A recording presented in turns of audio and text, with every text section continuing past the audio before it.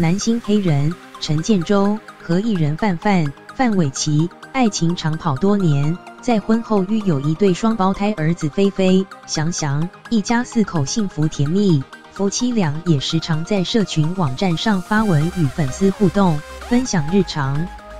而黑人日前随着宝岛梦想家篮球队出国进行跨联盟比赛，昨日18日，他在脸书和 IG 发出了与6位空姐的合照，不少人留言直呼羡慕外，也有眼尖的网友意外发现照片中有亮点。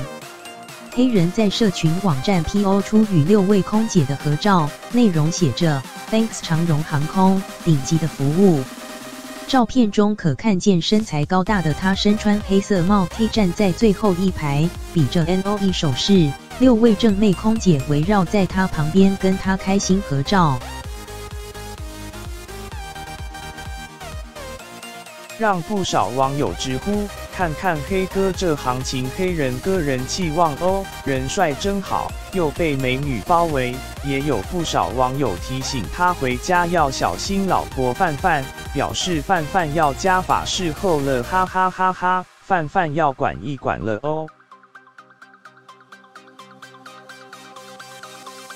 不过，早在飞机起飞前，黑人就发出了一则影片，出卖自己的经纪人伟哥，笑亏他面对正妹空姐们的亲切服务，难掩自己开心的情绪。而合照曝光后，也有眼尖的网友发现，6位空姐中有一张明星脸，纷纷留言写道：左边那个好像黄路子英，为什么左移那个女生这么像露露？意外成为大家讨论的亮点。实习编辑斜线李佳莹